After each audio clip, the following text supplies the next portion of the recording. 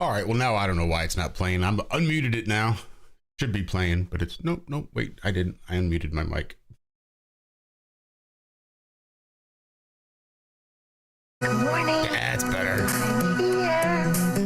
Wake up. Wake up! Wake up. Wake up. Wake up! What is dark matter? Okay, we don't know. That's great. That's why it's called dark. It's exactly. Everyone knows about reputable information comes from random people on the internet. Tell me things, internet. The earth is flat. It's like school. You can. Okay, dark matter is something we do not know what it is. We believe the dark matter is there, but we have never detected it. Well, what I'm afraid of course, is that there is no dark matter out there. So what one?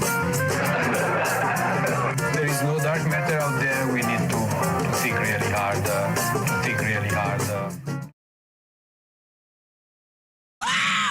I feel good. Happy Friday, my friend. And happy Friday to you all. TGIF. Welcome to the Ironworks right here on freeworld.fm. Whilst we also live stream on our Iron Will Media YouTube channel. It is Josh, Walt, Zack, hanging out with you this morning. Good morning, gentlemen. How are you doing? Yeah, not too bad. Good. Oh, God, a little bit of sleep.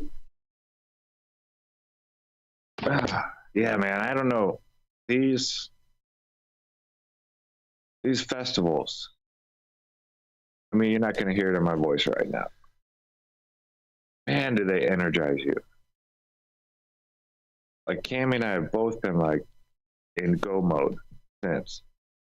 Just, let's do this, let's do that, let's do it. Before it was, do I do this today? I don't know. Maybe let's watch this video real quick and see what this is about real quick. And now it's, nope, let's get up, let's go do the yard work, let's do this, let's do that. We've been hitting the yard work hard the last couple days, getting some sun while we still can. Yeah, it's, I don't know, it like rejuvenates you, these meetups, these festivals, seeing all these people. So yeah, it's almost medicinal. It really is. Yeah, we were talking about that last night. Just the amount of get up and go you get after one of these. We need to do this like every 4 times a year, I'm thinking. At least twice a year. But yeah, you should have heard all the people. I don't know, like Kyle Adams, he's ready to put out 1,000 videos this week. You know, he's just nonstop ready to go. Let's go. Yeah, it's awesome. Just a feeling you get after these things. What do you think, Andrew? Have you been rejuvenated and re-energized from the event? I don't know if Andrew's going to talk. I saw him jump in, but I know it's early. Oh, thank you very much. I was muted for a moment. Yes, I actually have rejuvenated a little bit, but so I was talking to some people at work today, and they were like, "Oh, how was Vegas?" I was like, oh, "I'm just hanging out with friends." I wasn't telling them it was flat Earth, but Don't blame you. yeah, I got to be very cautious about how I discuss that at work, because that situation. But I was telling them it's sort of like PTSD, but it's the reverse of that. So like people that experience traumatic experiences, they can't get it out of their memory. But for me, I won't get this out of my memory because it was so fucking amazing. Yeah, that's a good way to put it. Reverse PTSD. I'd never heard that before, but yeah, I get exactly what you're saying. It's so, exactly the opposite of being traumatic. What would a good word be, Josh? The opposite of traumatic. Well, I was just trying to like post-convention stress disorder, like a PCSD, trying to figure out something. Post-convention stress. It was invigorating.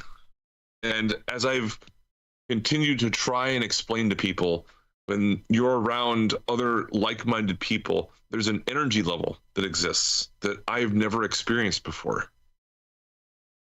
And it's just, I don't even know if there's words for it. You have to experience it. Yeah, I don't know if there is a word for it. There needs to be, though. But yeah, it's one of those things that unless you do it, you never really, you can't know.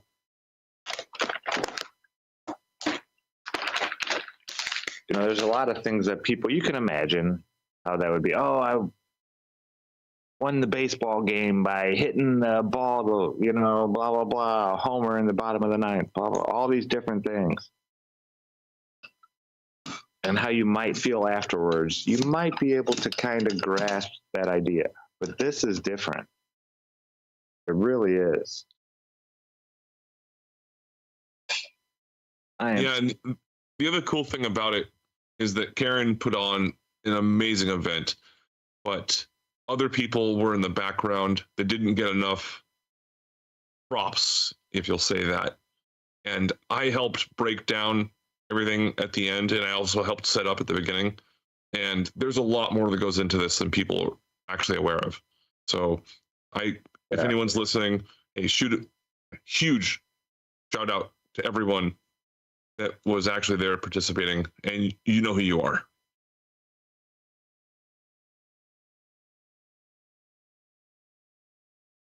Sound and video. Oh yeah, that guy. Oh my God, how much that guy was doing. Holy shit.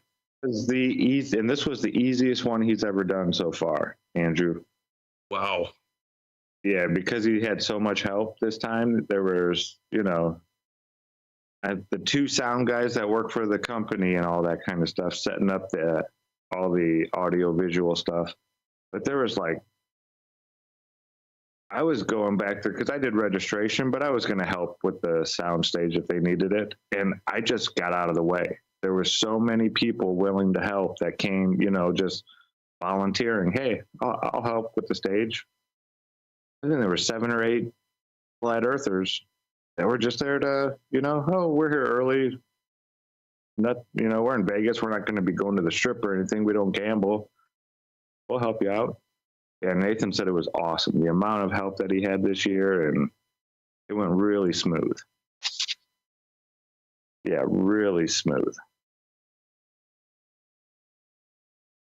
Yeah, and the amount of equipment that they brought, I could not believe how many cases of equipment that actually had to be filled up. It was like 2 full, major trailers worth of stuff. Yeah. I bet Daz in chat knows exactly what y'all are talking about, being a roadie.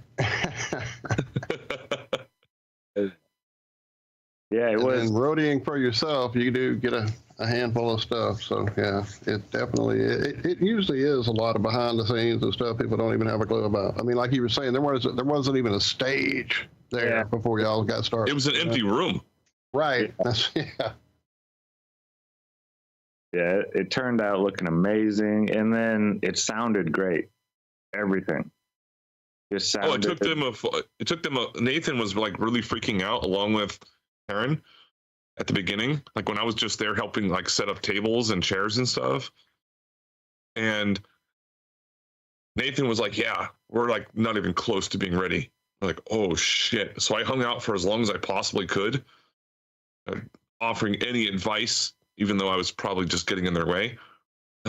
But yeah, they were just testing out the audio constantly with Crumb and Lowry and other musicians, just trying to get the audio set up, and they got it done. Yeah.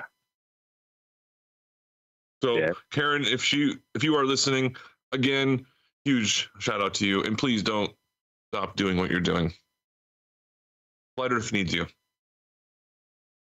Yeah, we were talking about it last night. We were already telling her we can't wait for next year's.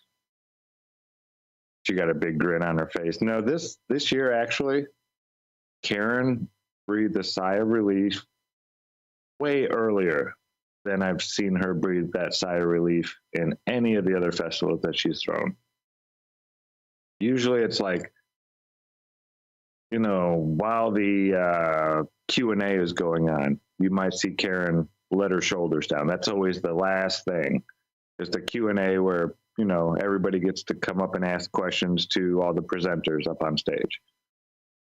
That's kind of the big finale. And after that, Karen can breathe, you know, just normal. It's over finally. This time, while Amanda Vollmer was up there, when still had Greg Reese to go after her. Yeah. It was, I saw Karen and I already saw that look in her eyes that we did this. It's, you know, I can relax. Things are going so smooth right now.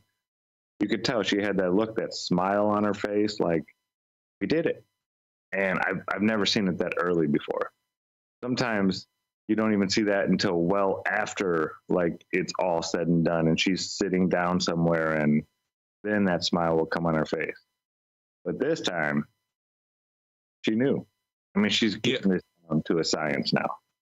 Yeah, Karen did seem very, very tense at the beginning, and then she started to relax towards the end. I could tell. Oh, yeah, it's a lot. It is a lot. And people constantly coming up and asking her questions that, you know, she shouldn't even be thinking about right now. And I understand. I get it. She's the one putting it on. Everybody knows that. Everybody knows what she looks like. It's already a lot. And then to have people coming up and asking you questions about, you know, just little things that really she doesn't have time to be thinking about right now. And she held it together very well, keeping her cool and not getting angry. And yeah. Yeah, even when Karen was sitting at the audio booth, you know, like the main center part that was off camera. Well, even when she was sitting there, I was sitting back, like in back of her, and there were still people coming up to her constantly, just asking her questions. Yeah. So it's like, God, wow, Karen. I mean, huge shout out to Karen. Yeah, it's not easy, but we need somebody to do that kind of stuff. We're still waiting for someone to take over and do a spring thing, or maybe a summer thing, or I think Karen's got the fall one pretty wrapped up. Flytoberfest has been established. Yeah, but we definitely need some more of these things. I've noticed people were talking yesterday, a lot of the smaller meetups through Dave's app are happening all the time now. It's like every week somebody is having a meetup somewhere. yeah, it's a growing thing. And the next one that I think we're going to be doing over here in the Bay Area, again, is going to be with Jaron and a lot of like Sufanelli, myself, and Naya, and different people over here in the Bay Area. So we're going to be doing more meetups like that, but they're going to be more for actual flat Earth tests, like mirror flashes. But we have to fine tune that a little more. But it's super awesome to meet up with people, even if they're a couple hours away. We had one guy drive in from San Diego at the mirror flash test. Wow, that's pretty far. Yeah, that's like it's like a 12-hour drive roughly. But he came. Yeah, some people drove a long way to come to the Flattoberfest too. Oh yeah, some people they drove from Florida. Yeah, I know Carl came from Tennessee, I think. And that's where Carl lives, maybe North Carolina. I thought it was Michigan. No, there was people from Michigan though too. Yeah. Man, the internationals, I couldn't believe it. Oh my God, the internationals. The one guy from Australia, I forget his name, but then the couple from the Netherlands, I hung out with them the most. Yeah, Steph and Xander. Yes. Yeah, you'll see Steph in chat a lot. Yeah, that was very, very cool. Yeah, the husband and wife couple that came, and super cool. And I was able to provide them with a little bit of the jazz cabbage, to say it nicely, because they were there for like a day and a half and nobody offered any to them. And I was like, really? Well, hang on a second. Let me go to my hotel room. I'll be right back. Yeah, I told you there's no shortage of that kind of stuff, though, is there, Andrew? Oh, hell no. Not even close. And I gave away more than I consumed, way more. So I was just there to contribute. But then again, Flat Earth Farms, dude, you guys are fucking rocking it if you're listening. Shout out Daryl Davis. Daryl Davis don't play. But I need to actually heat up some food in a little bit because I am starving. But I have a very interesting topic I'd like to bring up with you guys in a little bit after you do whatever you want to do. And it all has to do with, so Austin on the Melodome, he created a new Telegram channel. It's called, let me see what it's called here. It's all about homeschooling for truther parents. Got 41 members for it so far, and I think it's an amazing idea that I think Cami has talked about, I have talked about, and many other people have also talked about in regards to certain subjects, whether it be for kids or for adults or anything like that. But topics that can be, I would like to focus it a lot towards children, flat earth children, as long as the parents agree to allow their children to be spoken to in regards to this subject or any subject, whether it be chess, electricity, electrical safety, geology, history, I mean, you name it. Because what I think is really, really horrible nowadays is the way that children are being brainwashed through the educational system, like educational and medical system, the media system, technology system. So to try and educate children in a different way, I think is a very important thing, but not just children, adults as well. So, but I think what he's trying to do is for homeschooling parents that are looking for extracurricular type of educators. Nice. And Zach, I think you do a wonderful job at doing all sorts of wonderful things for, like, you and I both being electro heads, showing children basic things about electrical safety and experiments they could do safely at their home, or just to teach children about different things that they're not being taught in the modern day scholastic system that they're indoctrinated into. Yeah, we were thinking about wanting to set up like a homeschool session, because we have a nice group of, you know, flat earthers in this region that we all know each other. The children are starting to get to know each other, all kinds of things like that, you know. And we were thinking about maybe having all the children, you know, get together at someone's house, and then like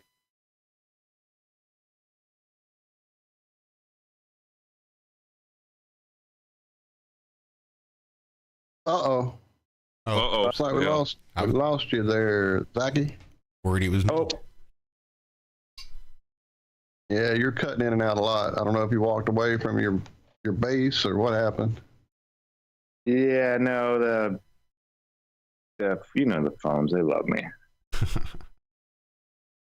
But I should be back now. But yeah, we were thinking about, you know, doing the homeschooling thing, but instead of doing it online, just online, we want to go there and have the toys so the children can actually do it themselves. You know, move the balloon with the electrostatic rod without touching it themselves. Not watch me do it, but actually do it themselves. Go up there and, you know, create the electrostatic charge by rubbing the silk on the glass rod and hearing the crackling that it does from the discharges taking place in their hands. And then putting it near the balloon and watching the balloon either run away or get closer to it. Yeah, just all those little things like that. I think. Yeah, and I think it's an amazing idea that I've thought about for a long time, and it's just because I've been working in the education system for quite some time now, and I understand exactly how it works. And if there was like a YouTube channel that was like Flat Earth, I mean, don't call it Flat Earth because that's going to come up in the algorithms, and that's going to just automatically, you know, have that little banner at the bottom. Oh, Flat Earth is an archaic system. Oh, fuck you. Well, darn vulgarity. But you know, it's like once per week, have someone come on and do something.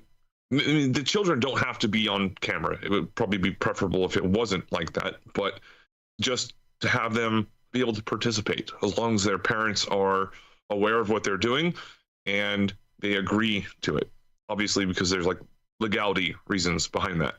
But someone that comes on like once per week and teaches them, you know, for like 1 hour. Something different than what they're being taught. Like, oh, dinosaurs came from rocks, and that's why we're here.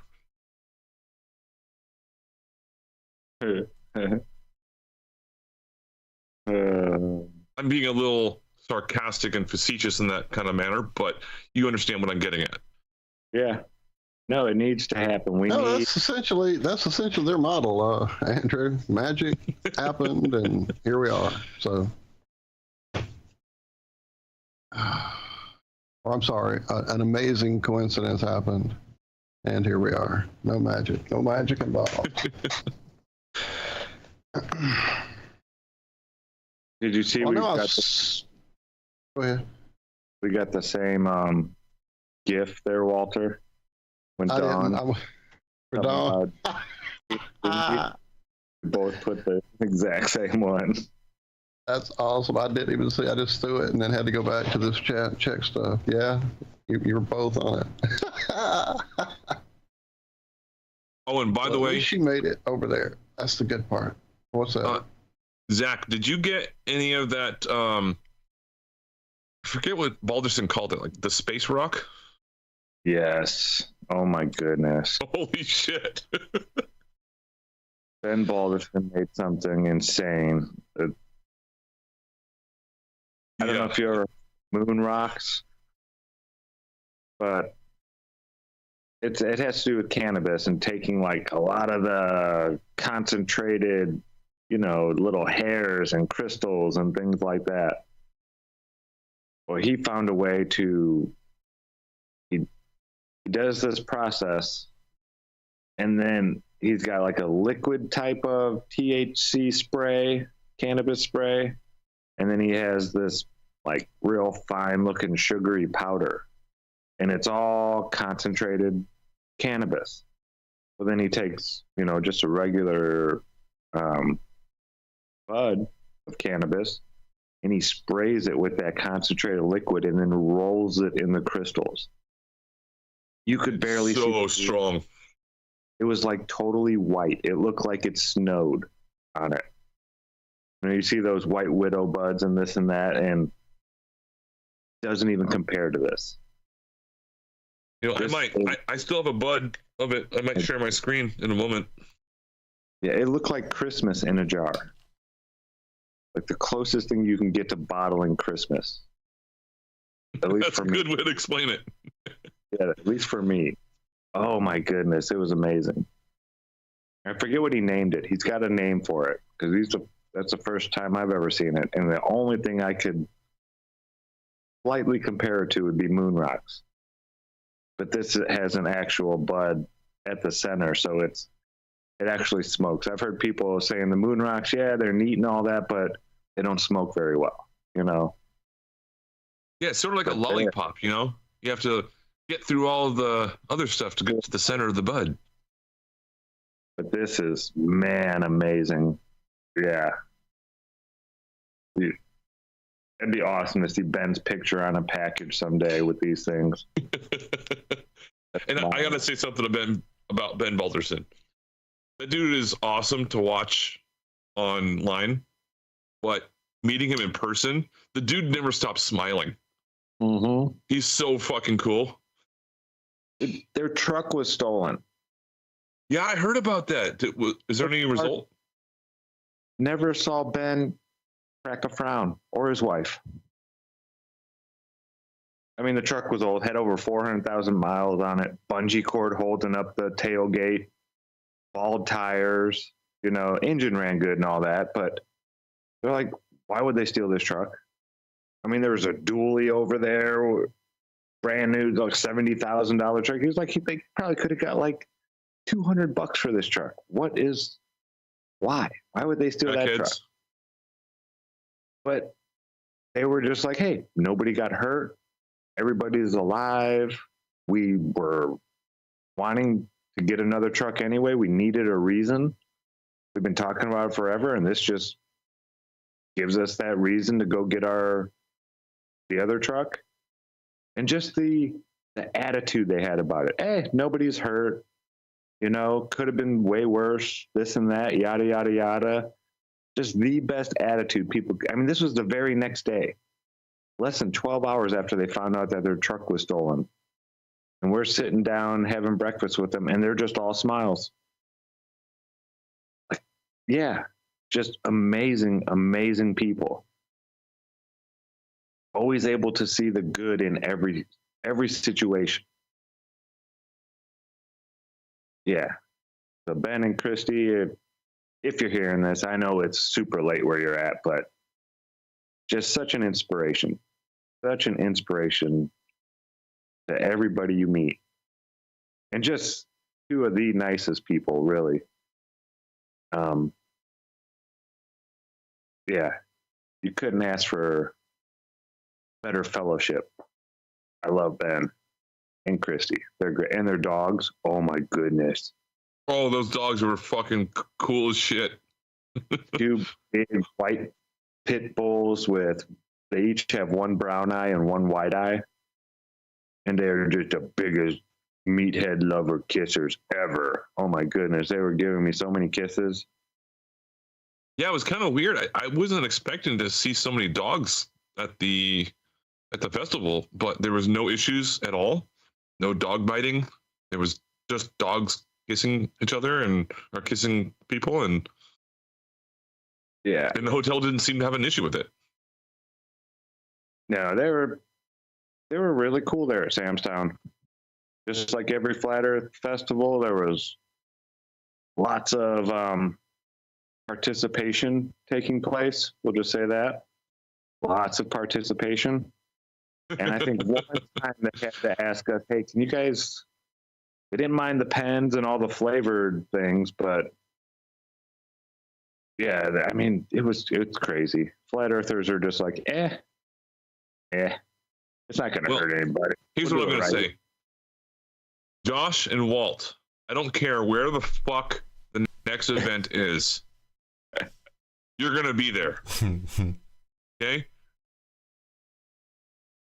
To kidnap Josh, but I got bungee cords tied down. Got to the roof. Because I need to hear some Walt fucking music, live in person. Dude, that would be awesome. Dude, you could join the Chief Crow. I'm saying we need to start a summer camp festival, week long.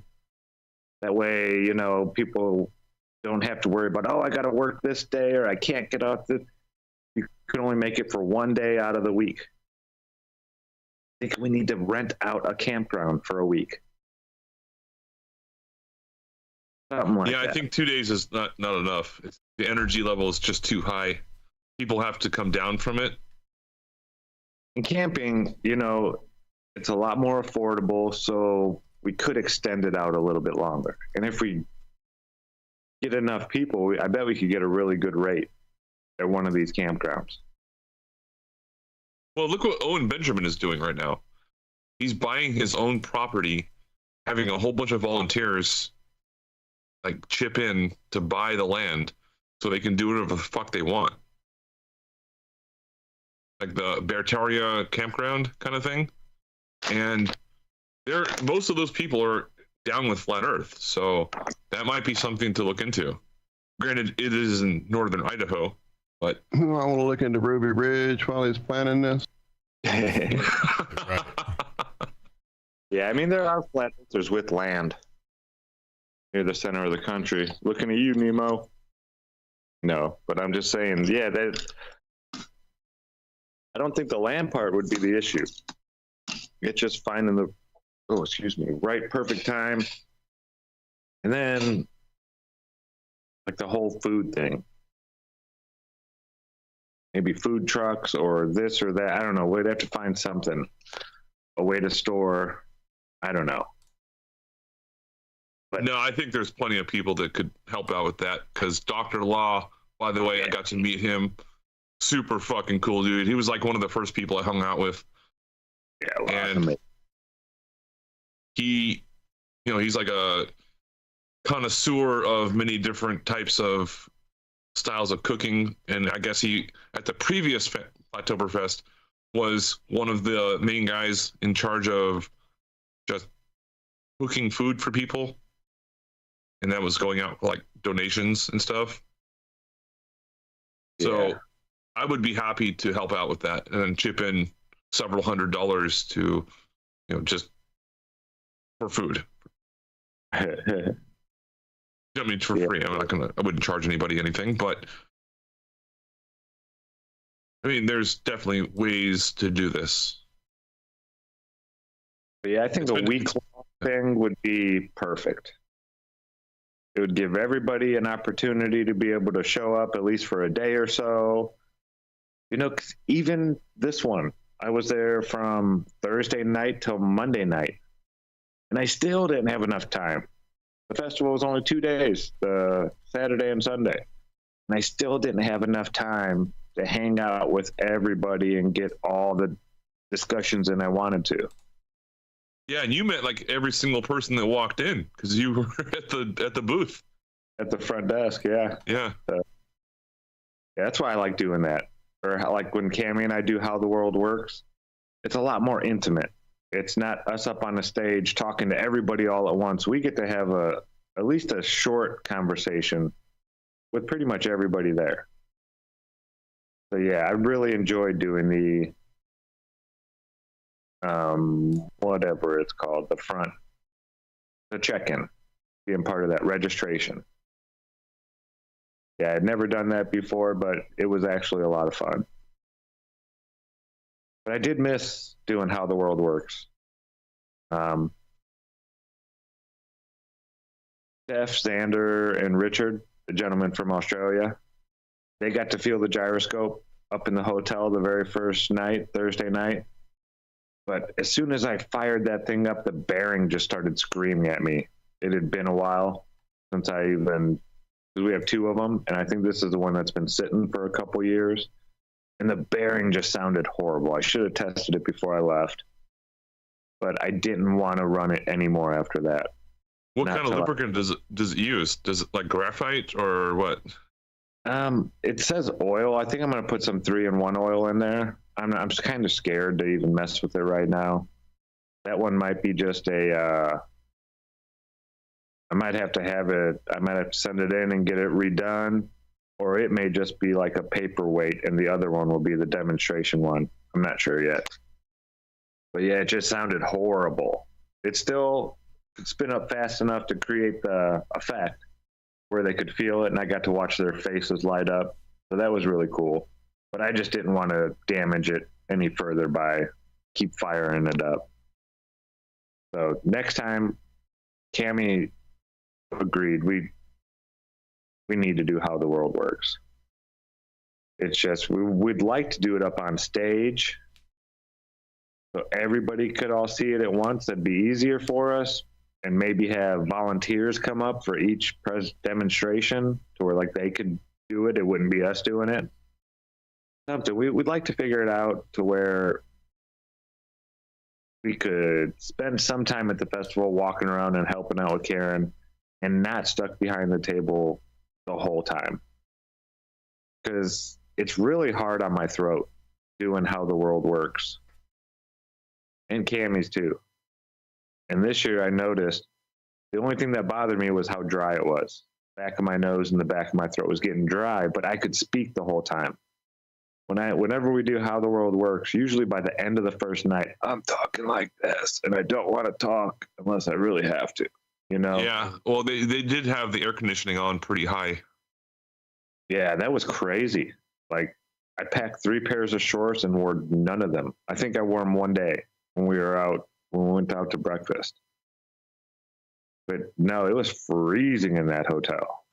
But yeah, Zach, if you do that next time, and I'm gonna promise you, I don't give a fuck. I don't even care if I have a vacation. I'm just gonna fucking go to the Flytoberfest. Like, fucking try and fire me. So yeah, they really are that awesome. Yeah, it was that awesome. I will never miss one of those again. But I would definitely help you out with that because I can speak for multiple hours at a time. Awesome. No problem at all. Yeah, it's weird. We want to get a way to do it to where we can present it up on stage, but still show everything. We would need somebody with like a floating camera that can get kind of close up to us while we're doing the stuff. Okay, so here's a question that I don't have an answer to yet. So a lot of people were walking around and they were doing like live presentations, like Stably. I was recording as much as I could without trying. I had to socialize as much as I possibly could. It was really hard to just like sit there with a camera. But is it going to be recorded like every single presentation? Do you know? And like put out? Yeah, yeah. They'll all be released. Yeah, there was that professional guy right there by the light stage. Yeah, like there was definitely, she hired someone to do the recording of it, a good recording of it, so we can release it. She's going to be releasing it here. I'm not exactly sure 100% when, but what was it? It's gone. I forget. Yeah, it will be released. It was done professionally, so the audio and everything like that should be really good. It won't be like somebody recorded it with their cell phone. Right. I'm pretty sure it'll be hooked into the audio that was, being recorded professionally and all that kind of stuff. Yeah, they had a big setup there that time for the audio. I mean, the table and everything, that was impressive. Oh yeah, that was super. They had 5 computers, I think, set up right there, plus a sound mixer. Like, yeah, that was pretty hardcore. But yeah, that is something I really want to see because I missed some of the presentations. Not all of them. I watched 80% of them, but sometimes I slept in a little bit too long, or I had to use the restroom or something like that. And then I also, even though I despise that motherfucker that was there, the Glober, that ended up taking his shirt off and like running around, apparently. I didn't see that. Yeah, I heard about it. Yeah, and I don't know what happened to him, but apparently he was like kicked out or something. But Well, yeah, after he pulled his little stunt, they're like, all right, you can leave. But David's already gotten hundreds of emails from that guy's followers asking questions about Flat Earth. Supposedly he had over 4 million subscribers on something. And that's why David had wanted him there. Because he knew that David knows that it doesn't matter what the interviewer or whatever their opinion is. That's not who David's talking to 90% of the time. David's talking to their audience. That's his main goal and focus. And he knows, right? Yeah. So he's been doing this a while, and he knows all he has to do is get certain things out there, plant these certain seeds, and when people hear them, it's already got over 400,000 views on that young man's video or something like that. There's going to be at least a couple hundred to 1,000 out of that 400,000 that it's going to plant that seed in their head now. They're going to have to, they're going to hear something or see something that's going to rattle around in their head like that little rock in a can until they work it out. Just like it happened to all of us. You hear something and it doesn't make sense in your reality, and you want your reality to make sense. So you have to justify this new thing that you've learned. And when you can't do that on the globe Earth, it really makes you start thinking and wondering about, what's really going on. And David knows this. He's very good at the small hat magic and planting these little seeds. But yeah, he's been saying, I knew the guy was, going to be silly and goofy and stuff like that. But he said he wasn't going to edit any of the crap out. I think he did edit some of it. I didn't see me talking on there. I did talk to him for a second, explaining why the Earth isn't accelerating upwards, because he thought all flat earthers believe that. And then he kind of walked away. He wouldn't let me get into electrostatics. He was really looking for crazy people to say crazy things. That's what he was really looking for. And I don't think he found it. Not what he was looking for. It was on Strange World. I listened to most of it on this past Tuesday. And Mark was talking about how when that guy was interviewing him, he was only giving him the bare essentials. He wasn't giving him any leeway whatsoever. Like no food or fuel for the fire, essentially. And that's what they were looking for. That's what I think. Yeah. But, it's going to wake, I guarantee it's already woken up at least one flat earther. One person is now a flat earther. So, yeah, it was worth it. Absolutely. The fucked up thing, though. Sorry. Well, the Is conjecture in chat seems to be that this gentleman came off looking way worse than he made anyone else in his video look. I haven't watched it yet. I see Liz has dropped the link there in the chat. If you guys haven't seen the video that is being discussed, definitely, yeah. I mean, it's tough. It's hard to say, you know, one way or the other. I know we all have had our foot in the, or our toe at least in the waters of the debate at some point or in one form or another. And inevitably, it does lead to, you know, more people asking questions. So I have to think that's where I land on that whole idea, you know. I mean, that's kind of how we started on Twitter. Talking to people, trying to get some questions answered that were like you said, him thinking most people in Flat Earth believe the Earth is rising. That's because when they Google it, they get the Flat Earth Society disinfo group. So yeah, that idea that we can get those seeds out there seems to be bearing quite a bit of fruit of late. Has anybody got a number at all of late? What's Dave's app at? I haven't checked the map in a minute. I would say it's well over 1 million, I would assume. I don't know. Yeah, I haven't been on in a sec. I'll pull it up right now. The problem was when we were at the convention, when you were inside of the conference room, the internet was just shit. Like my cell phone signal would just completely go out. The app wouldn't work. Like Dave's app wouldn't even work. And I was standing next to Dave for most of the time. And yeah, like certain features on the internet would work, other ones wouldn't. So it was really, really difficult for people to look up how many blue dots were in the area. But I mean, the entire area was probably just blue dots. It was crazy. When he pulled up Vegas, it was just scattered throughout Vegas was nothing but blue dots. It was awesome. Cool. Oh yeah, and here's something funny too. On my way home from the hotel to the airport, my Uber driver, I was talking to her. Like the only Uber driver I've ever had that was a female, ironically. But anyways, she was saying, "Oh yeah, it's so busy this weekend. There's so many conferences going on.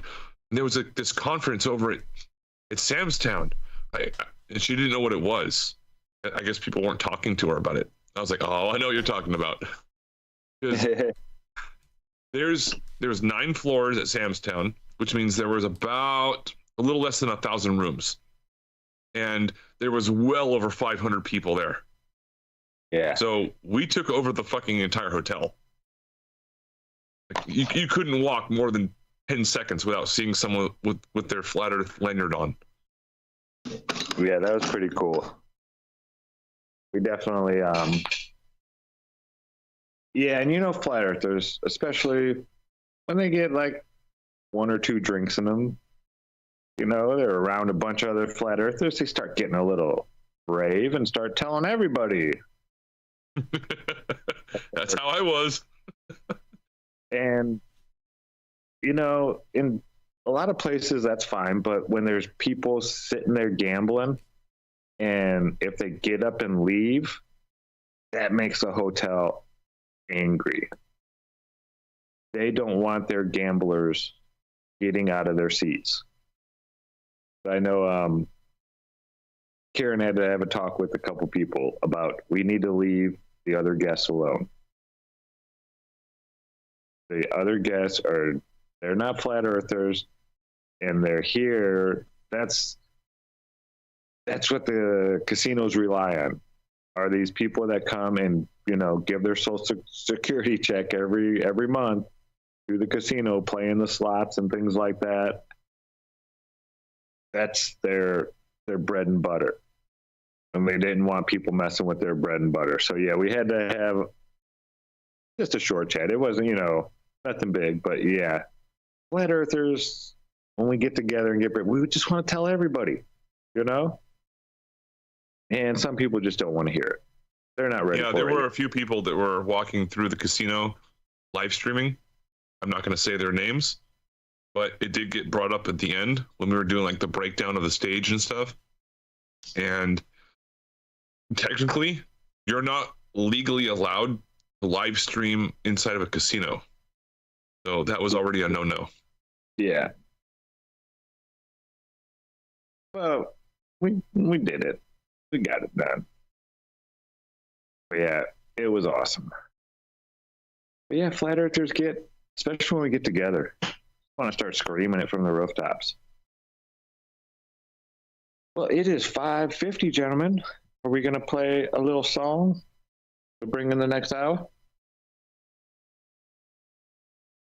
I think not Surely. Any requests? I dropped one in chat. If All right. Hang on. if it can be my turn this time. You've been gone. It can be your turn, sir, without a doubt. This is one that this is an artist that Cami has been getting me into. I believe she was around in maybe the 80s, early 90s. Her name is Marty Jones. And just a really, I like the way she does it. Kind of reminds me of James McMurtry. I don't know if any of you know him, but one of those artists that should have gotten a lot bigger, has the talent and all that, but maybe they just didn't want to sell out their soul, maybe. But yeah, really great songwriter, Jones. I'm having too much fun with these GIFs. Yeah, no, I had to get off the page over there. I was getting a little carried away. So, this is about a 4-minute song, so I guess we could throw a second one in behind it if we're ready to go. Are you ready there, Mr. Warbler? No. Not even close. Well, close. You better get your warble on. Warble, warble. Well, there's Warble, that. warble, warble. What happened? I'm just talking to myself. Ah. Yeah, that's a good sign, right? As long as I don't answer myself. That's the, I think you have to, really, don't you? Have to answer yourself. Kind of rude. You don't. Only when I'm being a dick, I'll ignore myself. Yeah. Well, sometimes you got to, you know, just be a dick. I'll totally give myself the cold shoulder and not think twice. Fuck Hey, that so dude, you know, as a recommendation, I haven't heard the newest song that Alex has put out. You know, Conspiracy Music Guru, but apparently he put out a new song. I haven't heard it yet. Well, he's not put it out per se. it's not technically out. It was a special premiere there at the event, and so on November I missed it 11th. entirely. Okay. November 11th, Black Sheep 432 Hertz album should be coming out, and we will have I'll Alex buy it on here, when it I comes believe, out. the following Monday. Is that when he'll be here? I'll have to go look again. The 13th, whatever that is. He will be here. Yeah, I know Absolutely. Alex sent it to you in like a private message so you can hear it. So Yeah, it was really awesome, but I can't share it if I. no problem. I will shut up. I'm just saying I would love to play it. I would love to give it a hit to everybody, but you know, I'll have to bogart this one. Sorry.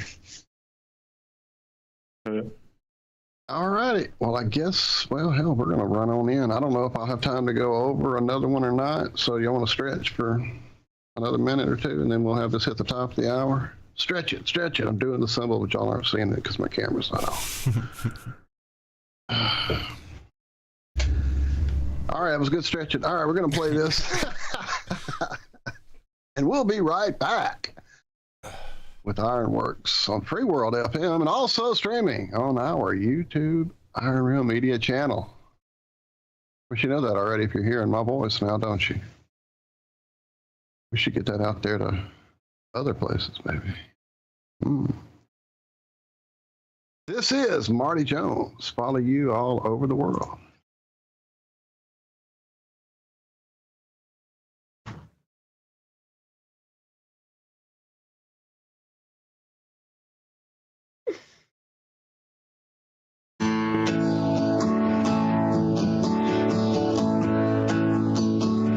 The smoke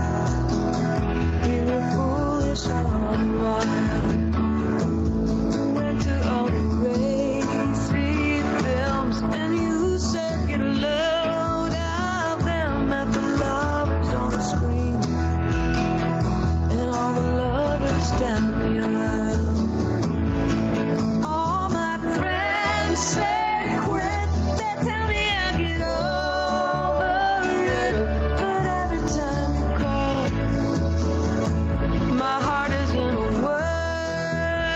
I don't care if you're my weekend pal. I don't care if I'm your sometimes gal. Wouldn't hesitate to follow you all over the world.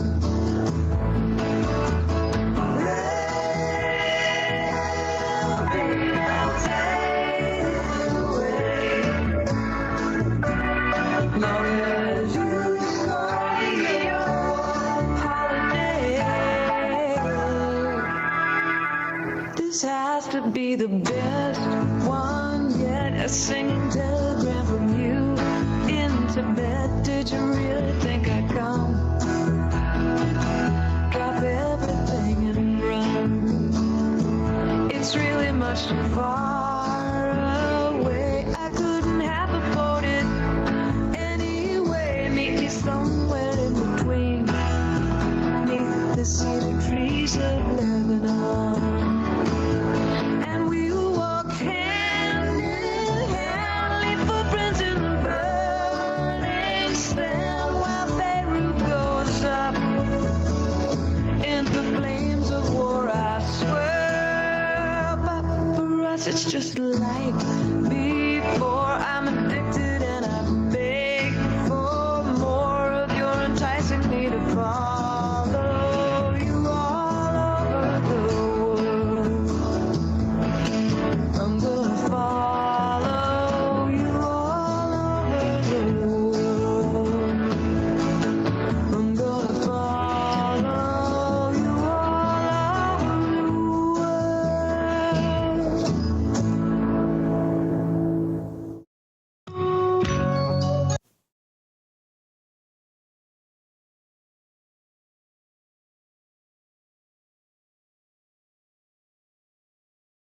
And that was Marty Jones. Follow you all over the world.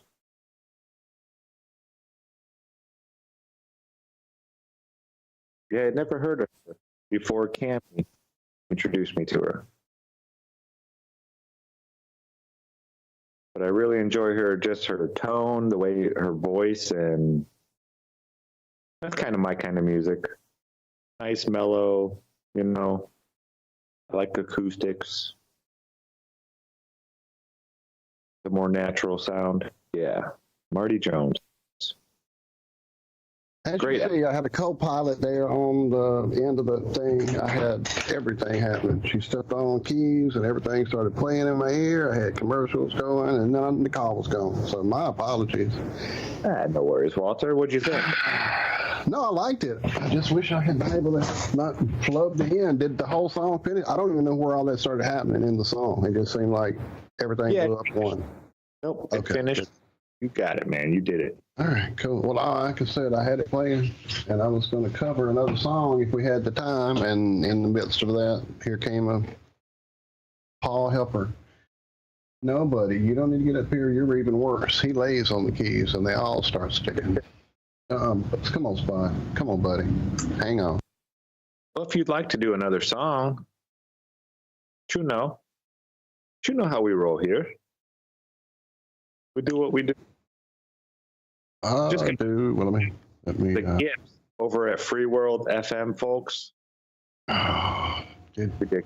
I'm having way too much fun over here. Just trying to find gifts that match some of the things that we talk about. It's never ending, the amount of gifts you can find in here. It's pretty awesome.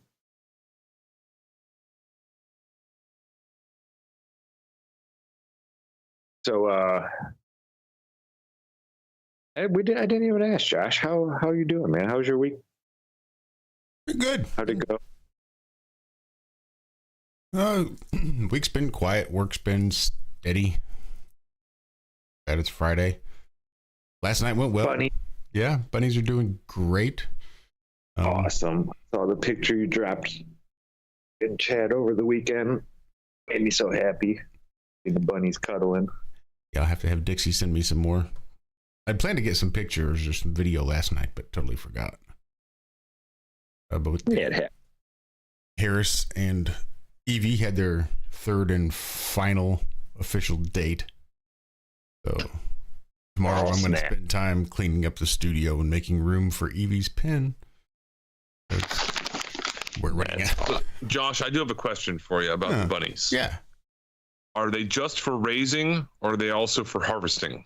Oh, no, just for raising. I mean, like I wouldn't want to harvest Hank or Minion. Yeah, those are fighting words. Right. just a question. Okay. I know. It really is a common question because once upon a time, that was pretty much the primary purpose of raising rabbits. You can't live off rabbits, though, can you? I wouldn't think. I know rabbits, I hear they don't have enough fat on them, something like that, to where your body actually loses protein trying to break down the rabbit meat. So you actually end up with less after you eat it. Somehow, something like that. I know. Well, they say you can't sustain yourself on rabbit meat alone. That'd be the perfect diet food, then, wouldn't it? Like celery or iceberg lettuce, some of those 0 or negative calorie foods. If it takes more calories to burn than you're going to get from eating it, then that's how you lose weight. But no, these are strictly domesticated bunnies for. So what happens to the bunnies when they reach a certain age? Do you just release them into the wild or what? Well, they die, just like us. Once we get to a certain age, we die. And once the bunnies reach a certain age, they die. Oh, so you keep them until they're at that age when they... Till they die. Yeah. Okay. Cool. Well, yeah. Just like your dog or cat or... Well, because I know bunnies, they fuck a lot. Wow. Now we have a new soundbite. I mean... There's the whole thing, like the innuendo saying of, fuck like bunny rabbits. No, that's not an innuendo. I don't think you understand what an innuendo is. I'm sorry. I just smoked some more of Ben's. Oh well, it's all a little bit more. Not an innuendo. That is completely incorrect. I apologize for my grammar. Oh, but that's a great song to play at some point. Let me go download that. Oh man, that was a great album altogether. Oh my goodness, Igor Traveler just found the craziest gift of a bunny. It looks like it has blood all over its face, but it's eating like strawberry something or other. That's pretty good. That is.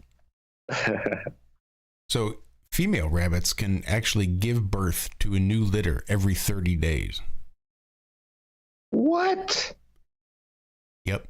That's insane. They can give birth and be pregnant again within 24 hours. They literally can give birth every 30 days. Imagine a female human doing that. Holy crap. Yeah, they're Catholic.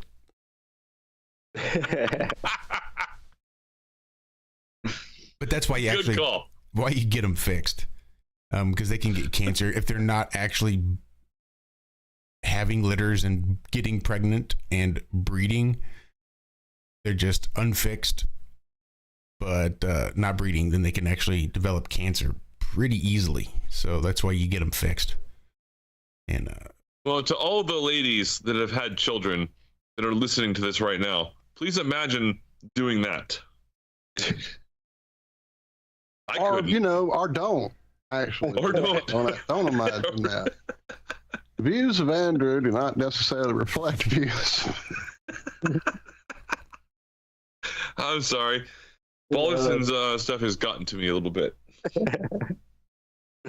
This stuff looks like crack cocaine, and it looks like cereal. It's just, ow. Sorry. Yeah, it should be in stores everywhere. Every dispensary should. I mean, he needs to patent his process of how he made those. Yeah, and he was just like at the very last day, like when we were like wrapping everything up, he was just like walking around handing out little notes to people. So I got one. Yeah, he gave me 2, and yeah. Yeah, there was no lack of. I mean, we left a bag in there that had like over 7 joints and a couple candies and all. There's just no. You couldn't do all the stuff that was given to you. Yeah, on the last day, I'm not going to say who. I'm not going to try and dox anyone, but someone was walking around saying, "Hey, does anyone want any joints? Because I can't take them on the airplane." Yep. Every time that happens, every time there'll be people like, "Oh yeah, here we're like there'll be a big pile at the end of the conference. Like take what you want. You know, if you're driving, Merry Christmas. Here you go." Yeah, that's what I love about flat earthers. When we get together and stuff, it's not like nobody's there to, you know, make a profit off of other people there. Everybody's there to kind of share the love and what they have. Yeah, there's some vendors there. But when you go there, it's not like going to a concert where a t-shirt's $45 or something crazy like that. I didn't see a shirt there that was more than $20. That was it, $20. That's why you buy the bootleg shirt out in the parking lot. They usually look better and have a better design anyway. Yeah, I always did that at the concerts. I get the one out in the parking lot. That's, you know, $10 less. Get it for like $20. Yeah. Instead of 30, 35, sometimes 50. I remember the Rolling Stones were selling their t-shirts for $50, 75 for a hoodie. It's like, you people are insane. Right? Hey. The best Monsters of Rock, like, shirt I owned was one I bought out in the parking lot at Rice Stadium. It was like, dude, how did you do this? He was way ahead of the game. My concert t-shirt was bought. It was a Pearl Jam. It had a window with a hand behind it and then a bunch of writing all over it. But I wore that shirt to every soccer game, every concert I ever went to for like 7 years. Yeah, that was my, like, I could see through the shirt when it was done with it. You hold it up to the sun and you can just see right through it. That's how much I wore that thing out. But yeah, that was one I got out in the parking lot. I think I paid $15 for it. Yeah, the ones in the concert, that's for Globers to buy, you know? But yeah, everything there was really reasonable and affordable, and a lot of just swag was being given away, like all the stickers and stuff. I think there was 5 different stickers. Karen had hundreds of each made. We gave out every one of those.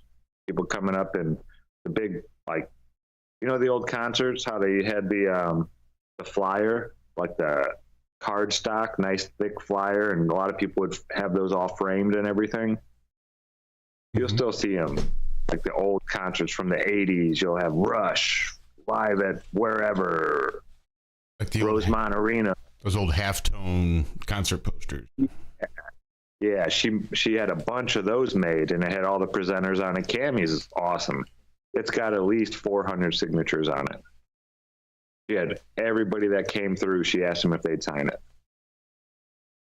And a lot of people did. Yeah, it's pretty neat. We're going to frame that one. I have one that's just, it's got Mark and David's signature on it. And David wrote "shill" above Mark's picture. Yeah. I saw that. Yeah, I'm framing that one too. That was pretty good. David writes an arrow down to David. This one he wrote very good. They were having fun with it. Yeah, then funny enough too, Balderson didn't sign his regular name. He signed it with like Odin runes. Yeah, the runes. Yeah, people like, oh, runes. Ah, no. I was like, oh, that's him. Yeah, that's one of the things that's so great about these festivals.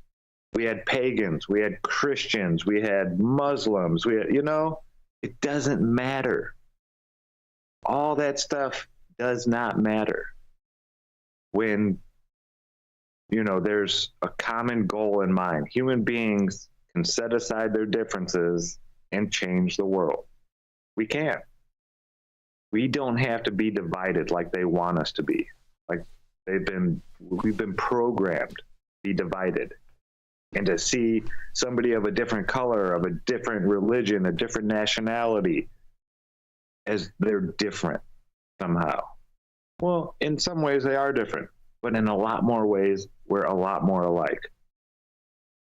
And we can all grow up and live peacefully together and believe in different things. It's okay. And these festivals are proof of that. Muslims and Christians and, atheists or whoever, all hugging each other in fellowship and getting along.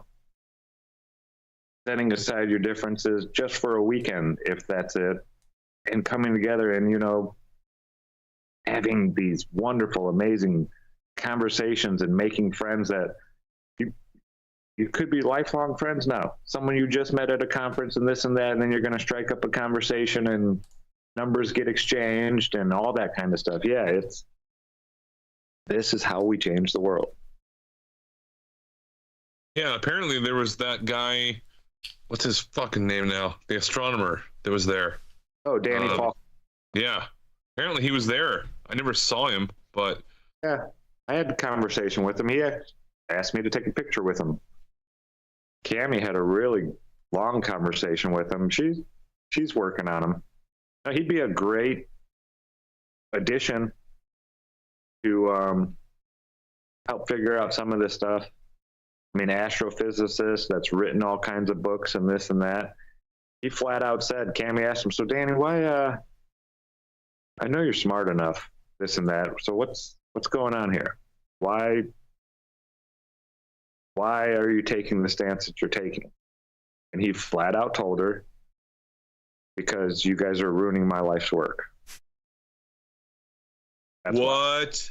Not that the earth is a globe or because we're wrong or this or that. It's because he's written lots of books, based his whole career on this certain ideology and way of looking at things.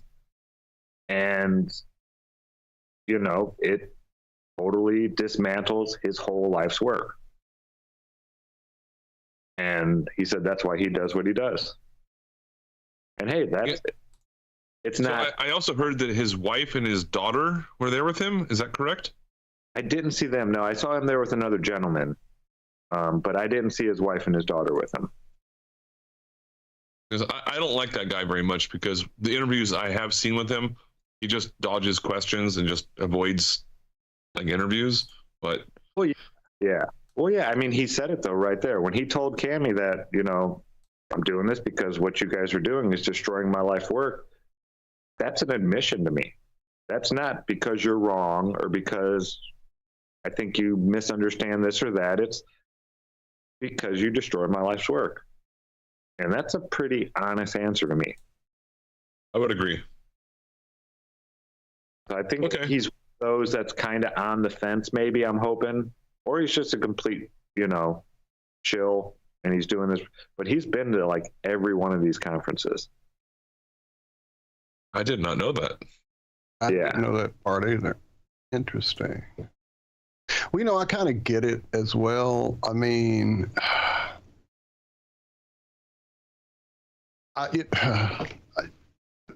not that I did anything with any of the knowledge I had or what I had figured out, blah, blah, blah.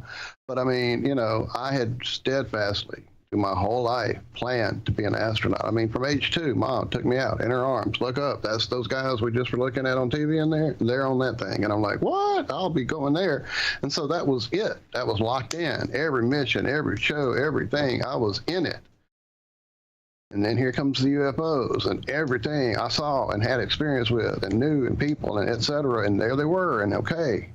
And then suddenly here's flat Earth. And all of that goes out the fucking window. I mean, utterly out the window. And until you figure out that, well, there's a whole cosmology still to deal with up there, and there's a whole lot of shit out beyond that wall we don't know about. And so it all starts settling in, the dust settles, and it works out for you. But I don't know, it would be pretty tough to remix your whole career, your output, your books, etc., papers, whatever he's done.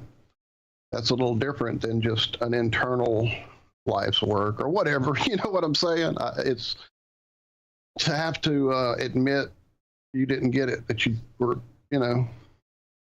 fooled or tricked, but we all were. That's the part that I still don't see why that can't be a final understanding for some of these people. It's like, yeah, but we didn't have this knowledge until we worked it out and figured it out and looked at it and had an open mind, etc.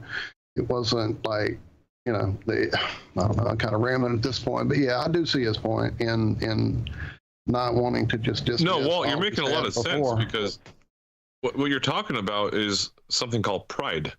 People exactly. Gone through, exactly. Yeah. Thank you. Yep. Yeah, they've gone through 12 years of post high school education to earn a PhD. In most cases, usually about 12 years or so. Maybe sometimes less or more. That part. And then after that, it's like, well, they're already indoctrinated into that system. Therefore, they cannot get rid of it, because they would just eliminate 12 years of their life. Well, not entirely, but they would have to relearn what they were already told. That's the part that I would be excited about, is how to fit all that into now what I've reassessed. And okay, well then, if it's all different and closer and electromagnetic, and let's figure it out, let's do this, let's that would be as exciting to me as anything. It is now as exciting to me as anything I had figured out or questioned or discovered or whatever. Now, is Danny Faulkner an more atheist? Exciting.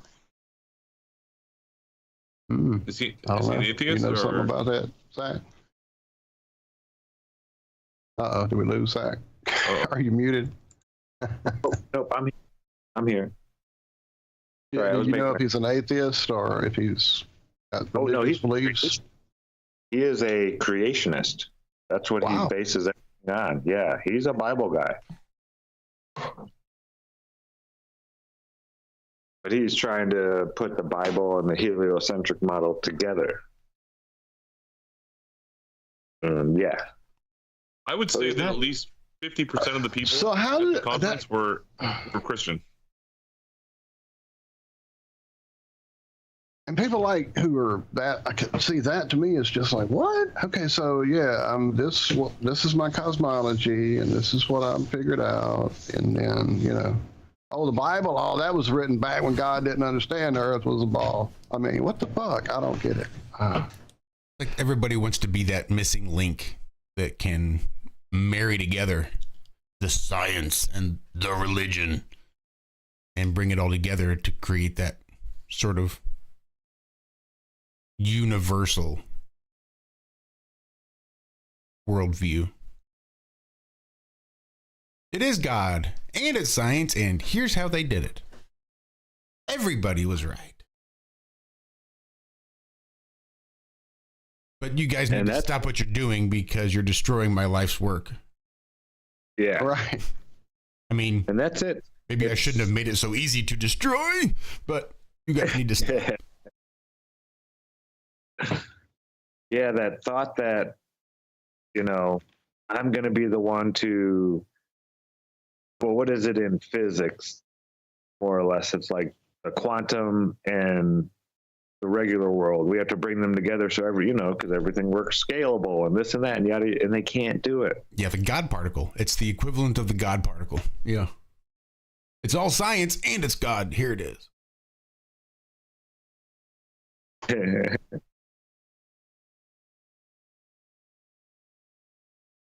But yeah, I think he's going to come around eventually. I'm hoping.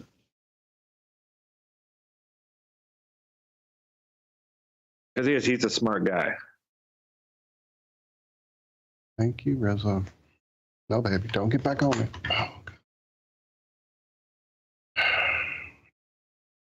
Yeah, I'm having way too much fun with these gifts. Josh, the one, did we just become best friends? Yep. One of my favorite parts. And then the Mystery Science Theater. I need to find some good ones. I want Jaron to see this. He's never seen it before. what? I want him to see a good Mystery Science Theater.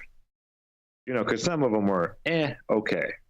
Oh, yeah. Oh, I got you covered anytime you want a few recommendations. I'm going to need some because, I want him to see it and just get the gist of how funny that show is. Did you get your Gizmodo stickers, Walter? I've got stuff in there that I haven't opened, so maybe. I got a couple of stickers. I got 3D glasses. I thought we were getting more stuff for that $50 though. Yeah, I can't remember. I'd have to go back and look and see. Damn it. What was I going for? Oh, Pod People? That would be my, dude, that's a go-to. Because it sucks. You can't see me doing the okay sign. But, dude, Pod People is a classic. I cut my teeth on the movie. I think that's where really. See, that would be not that. I would say that would be only for people who are fans. That got you into the show, though. So I guess maybe not. Well, I had no. Well, there was a whole lot. They really screwed the pooch on that movie to me. You know, number one, by then we're in the Mike era, and then they, was Frank, man, and you got to have TV's Frank in the mix. You got to have. Man. Another classic is when Joel left. Freaking dude. I mean, there's nothing like Mitchell. That fucking thing makes me piss laughing every time I watch it.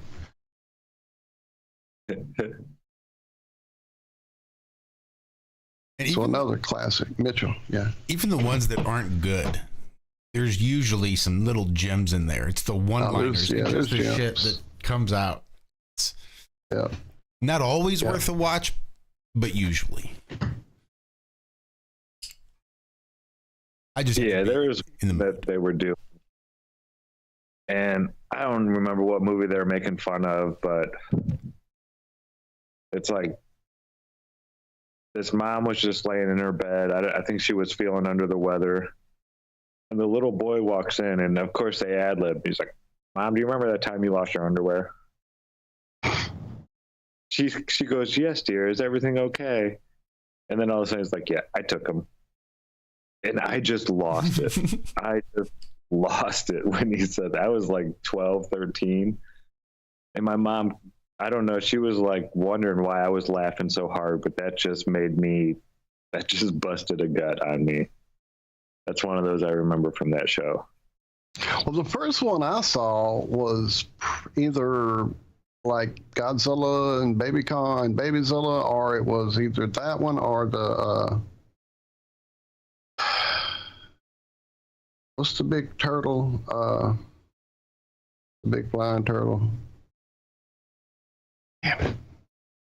There's a big giant turtle. He's the big giant turtle, fights Godzilla. Come on, man. Anyway, one of those. It was an afternoon, Saturday afternoon. I'm at the mom's apartment in college. It's like 90, 91, something like that. And I'm flipping through channels, and there's a black and white big monster movie, Japanese. And I'm watching it, and I keep hearing somebody, and I'm like, well, what's that shadow? Who are these people? What is going on?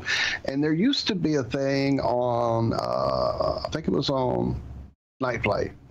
Used to be on the USA Network back when there wasn't a whole lot of weird shit on TV.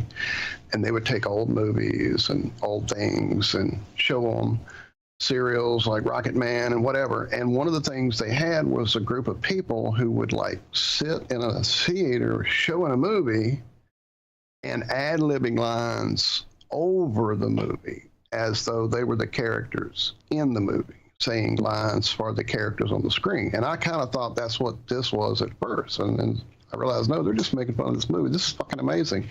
And I was hooked. So, yeah, any of the big monster movies to me are go-to, an easy. They're just great. Mothra, oh my God, watching that one with them is phenomenal. You know, one night, because my little brother loved it.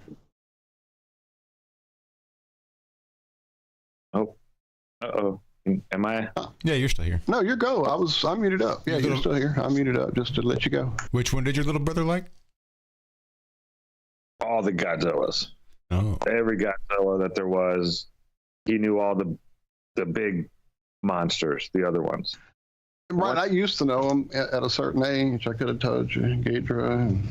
Yeah, he was like 6 or 7, and there was a tornado warning and yada yada yada, big windstorm, and he went to go lay in bed with my mom, and it was blowing real hard, and he could hear it, and all of a sudden, out of nowhere, he just starts going, Mothra. Like Yes, Piney, thank you. Gamera. I couldn't remember the turtle, and I, of course, wouldn't look it up on the internet. Why would I do that? Yes, Gamera. Thank you, Big Pine Sailing. Yeah, my mom will still tell that story about how my little brother singing or saying Mothra when it was like really bad weather out.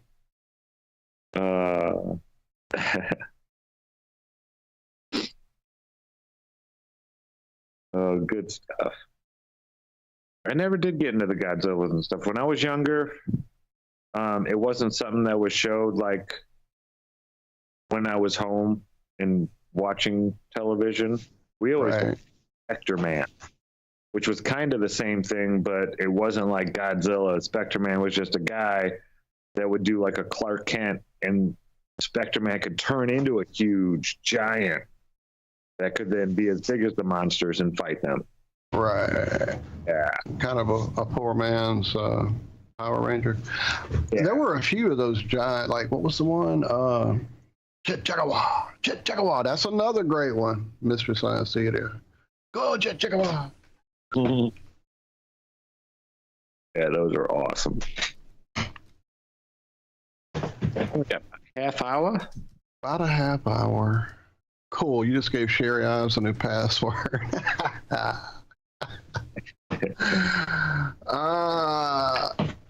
And yes, that was Rizzo who was typing for me a bit earlier. Jeremy, I think you were asking.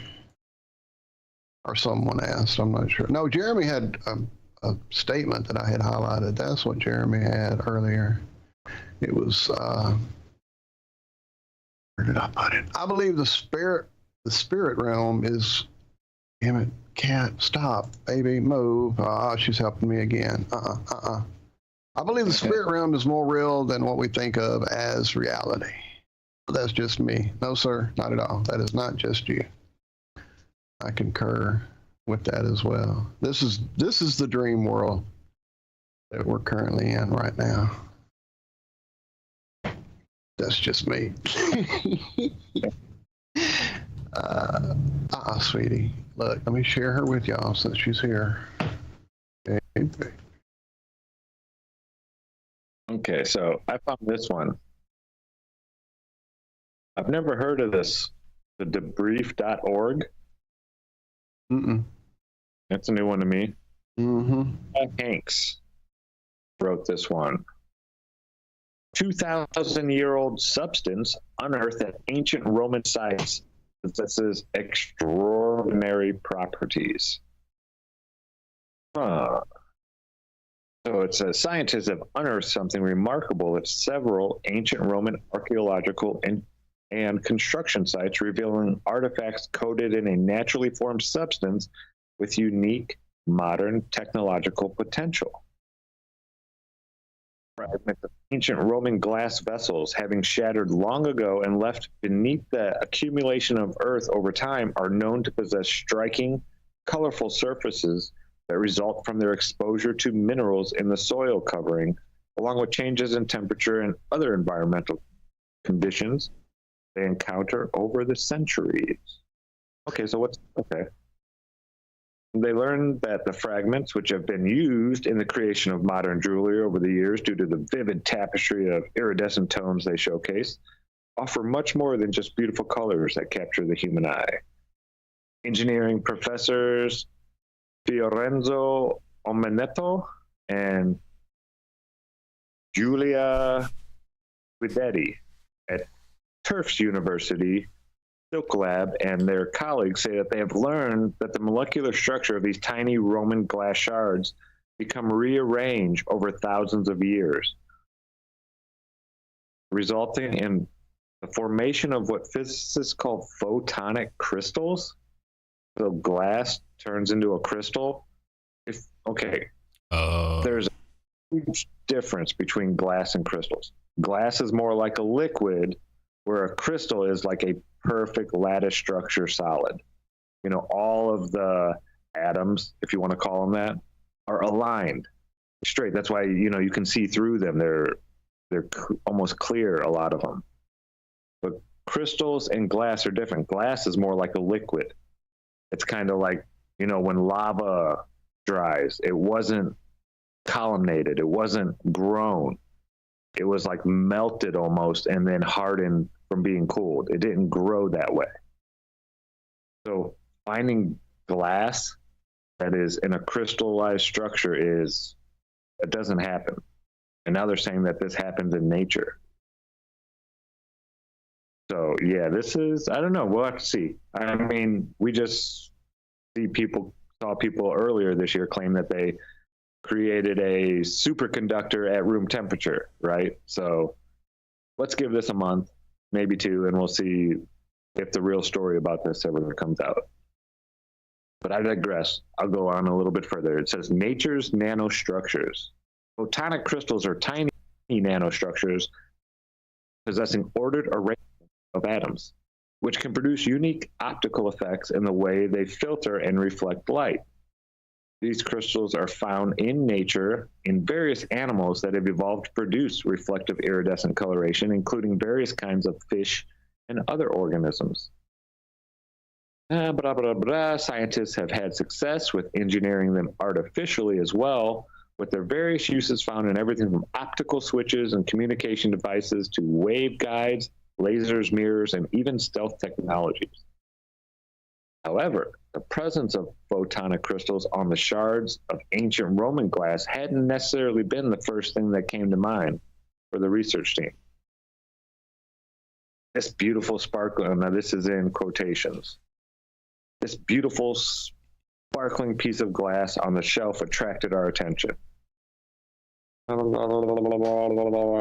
glass, which the team affectionately called the wow glass, was soon revealed to be a photonic crystalline nanofabrication. It's really remarkable that you have glass that is sitting in the mud for 2 millennia and you end up with something that is a textbook example of a nanophotonic component. It's more than remarkable, it's impossible. Come on, you're saying glass turned into a crystal, and it doesn't work that way. Well, maybe I don't know. We'll see. Detector unique atomic. We'll have to get Cami on this afternoon. She's going to be blown away by this. Change in the pH and variances in the groundwater present supposedly did this. See, I'm not buying what they're selling. They say it's between 100 BCE and 100 CE. In Egypt, may have its origins in Egyptian sand, according to a recent analysis. The crystals grown on the surface of the glass are also a reflection of the change in conditions that occurred on the ground as the city evolved. Okay, so the crystals grew on the glass. That's a little different than the glass turning into a crystal itself. Yeah, well, I think that's kind of how they started the thing, wasn't it? It was a substance that was on the outside of it. So it's basically almost like it's petrified glass. Or like it's trying to petrify the glass. It's weird. Yeah. They're saying it's likely a process of corrosion and reconstruction. Where he says the soil and minerals surrounding the glass shards combined with rainwater and other factors determine the diffusion of minerals and a cyclical corrosion of the silica in the glass. Huh. Very interesting. Yeah. That's pretty cool. I'd like to see more on that. But it's hard to imagine that it's taken this long to find something like this.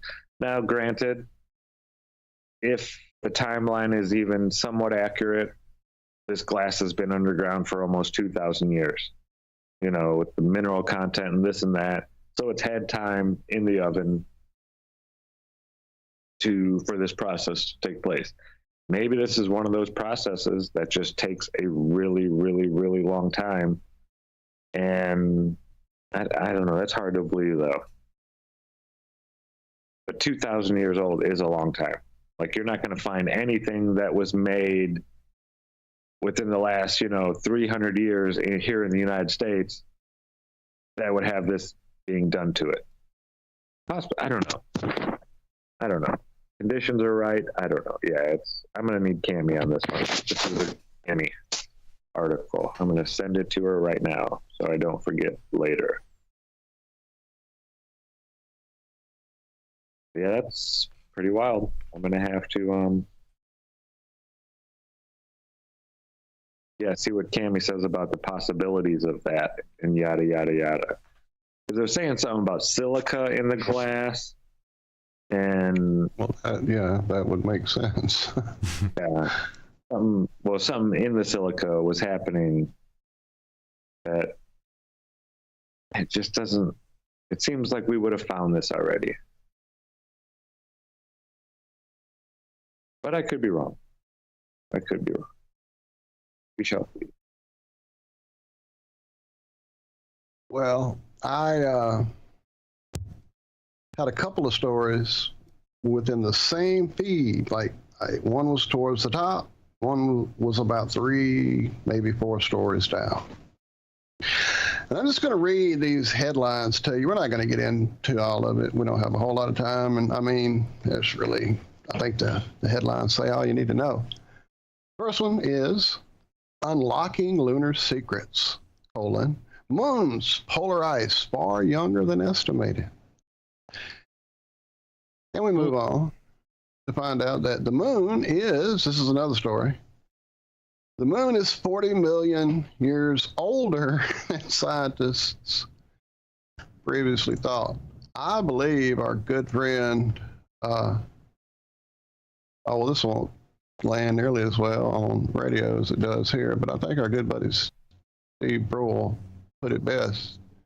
Did you say 40 million? Man. I've lost it. I've lost the story. I've lost the thing. Yeah. Yeah, that's what I said. I thought it was 41 million. God damn it. You lost. Man, I can't believe all of that to get back to this. But yeah, that's 2 different stories. So apparently younger and older at the same time. I love Dr. Brule. Dude, I love Dr. Brule. Anyway. So if you're not watching on YouTube, you're missing out. That's all I'm saying. And another story came by and it hit me that we haven't been playing a sound bite that we should be playing this time of the year, Josh. Do you have it handy or do I need to pull it up? I always pull up the video and we always get hit for it. Oh, do we? Well, then I don't want to typically I think so. I was just reading the stories. You were mentioning it. It's how I knew exactly what soundbite you were talking about. Damn it, man.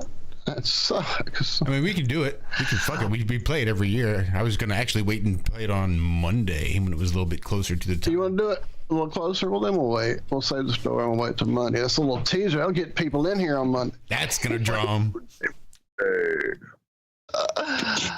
How do I get off this gift that won't stop? Okay, there it is. Well, you know, another thing that always happens this time of the year, we usually get like a jack-o'-lantern pumpkin, or we get a jack-o'-lantern pumpkin, jack-o'-lantern comet. Lord, I'm trying to pull up too many things here.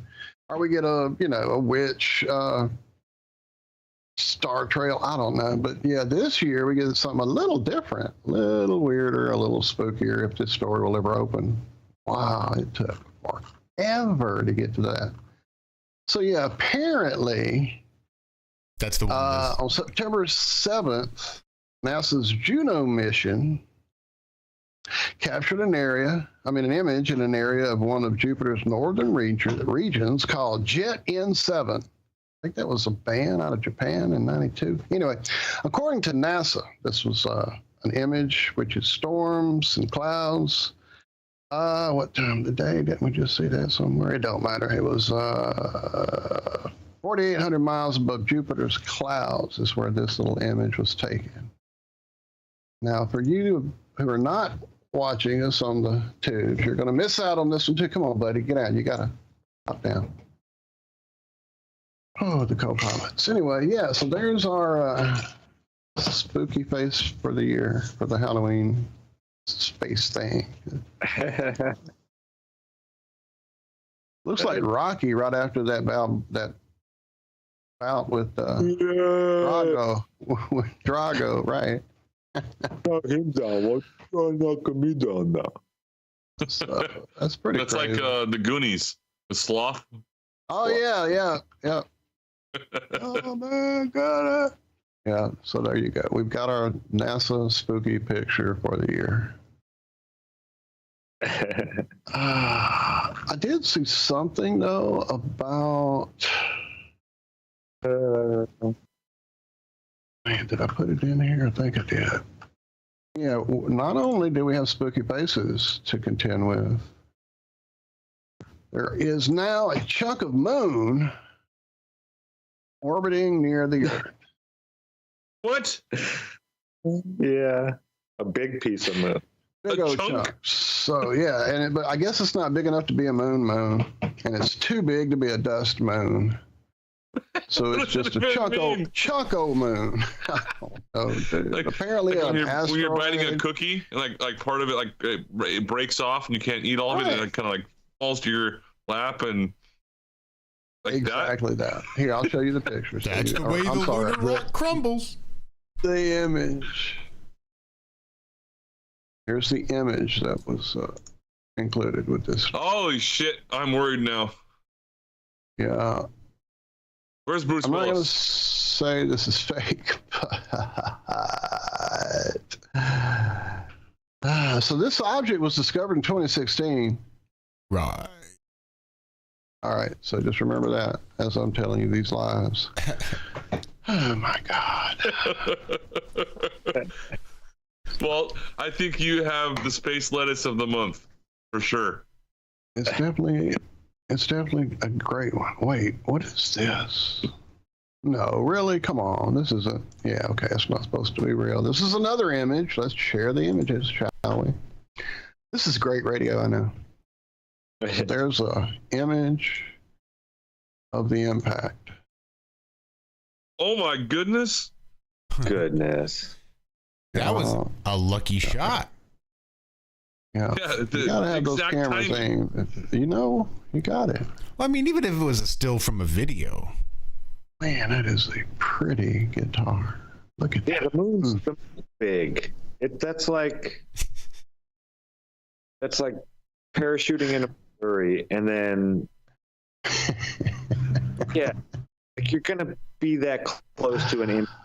You don't see impact craters on Earth like ever, right? They say meteors fall all the time. Most of the time they'll fall in the ocean, blah, blah, blah. You really think that thing was that close to just a magical spot where an impact happened? Well, it just says image courtesy NASA. So let's just leave it in that box. And image. That's what it says. So image, not photo. Yeah, at least they're trying to be semi-honest about their lie. Let's see. There was another one I thought we would find interesting. Where did I put it? Oh, it's right there. Apparently, cannabis compounds have been found inside of a totally different plant. Let's see. Cannabidiol, CBD, is found in a common Brazilian plant.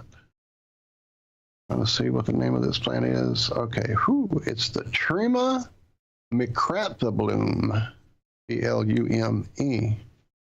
It's a shrub which grows across much of South America country. It is often considered a four-letter word, weed, and they are studying it to find out if it's a way to get access to CBD without having to worry about the THC components, separating them, etc. Let's see. Yeah, there's quite a few plants out there that are packed with cannabinoids.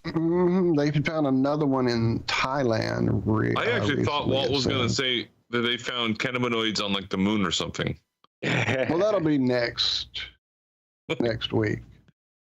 Not long after they find Baldur's truck orbiting the moon, where they put it into space.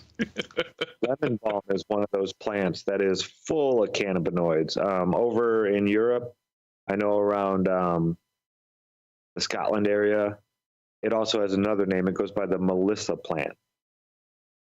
But yeah, lemon balm, full of cannabinoids and regenerative, healing, medicinal properties. Not a doctor. Don't even play one here on IRONWORX. But yeah, lemon balm, crazy good stuff in there.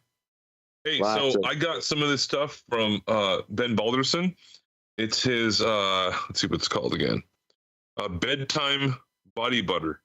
It's made of like these different. Say that 5 times fast, Andrew. And I'm not going to try. Bedtime body butter. Once was good. Yeah, he did it. Yeah, it's like Vaseline. So you just like rub it on your chest or your arms or whatever, and it fucking works. It really. Oh yeah, it helps you go to sleep. Like and it soothes like muscles and stuff, and it fucking works. I would love to know what's in it. You may have to get Ben Balderson on to have him explain more about it, because he did explain it to me. Here's the thing I found out in Oregon. We were trying to figure out something for Mom's pain that was not, gonna just destroy her functionality, because, it was like going from 0 to 180 over there, her having not had access for a while, and then suddenly let's figure this out, and everything is just, 20% THC and more. So trying to find something that would help the pain but not keep her all fucked up so she could function, we started looking into some of the topicals that they were offering there at the different dispensaries. And at this point, she had the medical card, so we were getting access to some heavy duty amounts of stuff in these salves and creams. And I could honestly say that other than some like typical analgesic-y type cream effects, like it would also have some menthol in it, or it would also have some whatever else in it that would give you the cooling or the heating or whatever sensation, the actual effect of the pain relieving just never seemed to be that much more effective. So that got me wondering and doing a little research on it there, because they're all big on doing research, trying to find out stuff. So we all were into it, trying to figure it out. And it turns out at that point, and this was about 2017, 16, I guess, something like that, they had still not figured out a way to get topical THC to enter your bloodstream. There's that blood-brain barrier thing. And there was even a company that was like on the cutting edge of the research, trying to figure it out. Like that was the push of their research. And they were so close, and they were going to figure it out. And like my brother even invested in their company, because he thought once they figured this out, it would be like a big money-making breakthrough there. And that was the last I really knew about it. So the fact that he's created something that would affect your head through a skin this is non-THC based. Well, then what is it doing to you? I misunderstood what you had there. My apologies. Yeah, what's in it? What's it got? You got to tell me. Yeah, well, it's just We're gonna find out. oh We'll my get him god, on here. there's like 10 different things in it, but it's just something from Balderson where he says, just rub it on like an area where you have like pain, like on your chest or your back or whatever, and it helps like soothe it, and it takes away. It's a fucking like a pain medication, a topical pain medication. And it fucking definitely wanna works. get some. Yeah, I'm excited to find out. I'll have to reach out. We haven't had Ben on here in way too long. Oh, that'd be nice. Yeah, and he sold me $20 for like a big old mason jar full of it, and it fucking works. I mean, it smells kind of like it doesn't have like a fragrant smell to it, like cologne or perfume. It smells sort of like if you take flour, mix it in water. It kind of smells like that. So, but it works. It's fucking awesome. Yeah, it's like Also it's like Vaseline. It's real thick. He also had a homemade mead. Oh, I had some of that. Oh yeah. Yeah, that is a man of many talents. Right there. That dude has a fucking handshake grip about as strong as mine. So that man is a hard worker, I can tell you that. Yeah, absolutely. And I love the attitude, the whole, truck got stolen. Nobody got hurt, wanted to get a new truck anyway. Yada, yada. Just amazing. Amazing way to look at life. And just a leader by example on how you should do it. Yeah, I completely agree. That guy is living the life of homesteading. He's one of the people out there doing it, and it's not easy. Right. He definitely is, and he is definitely someone I look up to before, for what he's achieved with that. Another hero of mine is ABC. Where you at, Angela Baby Carson? I haven't seen you in here in a minute, but yeah. Every time I see pictures or whatever of what she has going on, her and her family there, it's pretty amazing. Backyard is. I know that tub, man. Oh man, I'm so jealous. It's just gorgeous. Just sitting out there and looking at that, and the pictures are so amazing. Imagine being there in real life. Right, exactly. It's like I said, I want to be them when I grow up. Angela Baby Carson should definitely be at the next meetup or festival. Yeah, I know. I'm pretty sure she's in Canada, if I'm not mistaken. There were people from Canada that came. I know, but some of the states or provinces, I believe, still have the crazy, you have to be right, through the country and all that. Yeah. So, yeah, it kind of sucks. There were Canadians there, though, for sure. But driving and flying, I'm not sure. I'm not sure about the whole passport nonsense. Well, yeah, Amanda Vollmer's from Canada. And she was in Canada. Oh, by the way, Amanda Vollmer, I gave her a fucking big hug when I saw her. And because I really admire what she does. Because when you see her on stage and actually do a presentation, that lady does not hold back, like, at all. Big balls. Oh, yeah. Yeah. Language is out the door. Like, being like a polite lady. No. Vulgarity is just completely on the table. To grab people's attention, and she knows that, this is serious. This is people's health that are at stake. And she knows what she was in the medical industry. She knows what it's doing. And she's one of those people who has that soul that will not allow her to just let it keep happening without speaking up. Yeah, she is a warrior for sure. And like you said, she doesn't hold back.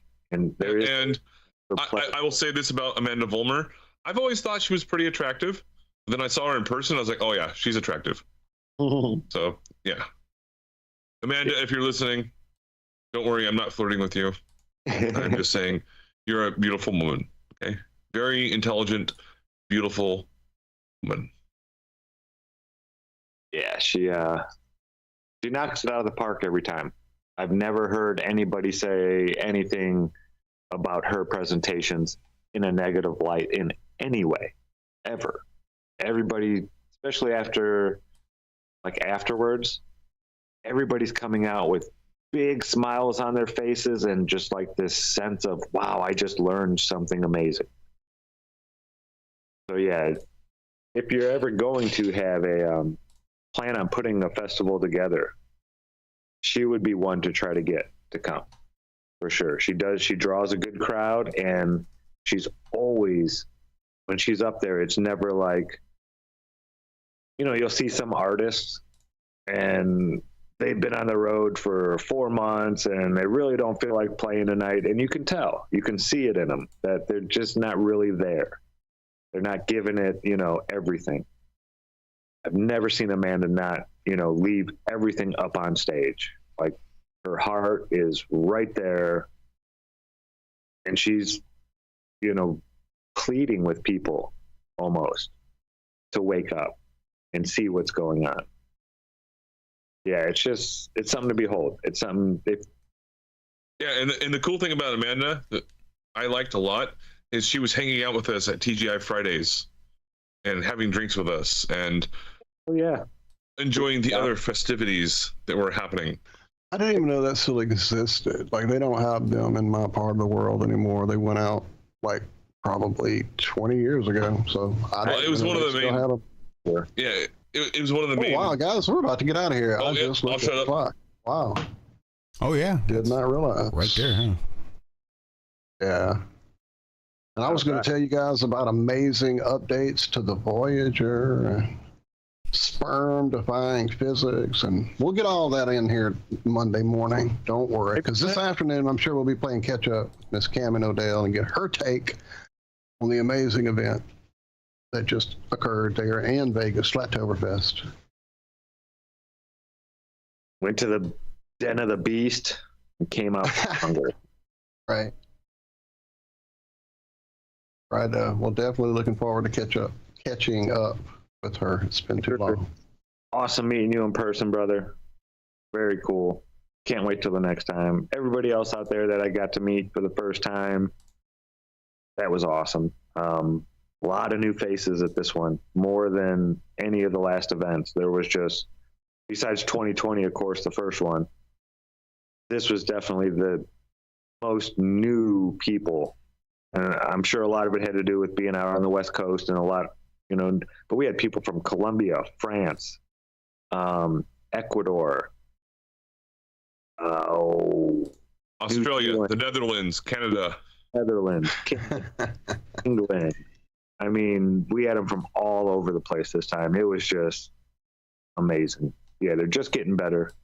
Can't wait for the next one. Hopefully it'll be back out in the backyard near the Kakalaki area, so I can travel will be easier with all the toys and gizmos and gadgets. Righto, and that's the one I'll probably want to make it to. Like I said, I just had no desire to. Oh, come on, Rizzo, really? Sorry, I thought she cut me out. Anyway, but yeah, I definitely am glad it worked out like it did for everyone. Yeah, love y'all. Well, guys, come hang out with us. Love y'all this afternoon. Absolutely. Love you guys. It's been an absolute pleasure. We will see you back here this afternoon for Have No Sphere. Otherwise, we'll see you back here next week for the IRONWORX right here on freeworld.fm every Monday, Wednesday, and Friday, 4 a.m. Central to 6 a.m. Until then, ladies and gentlemen, be good, be well. Remember that we love you. Bye-bye.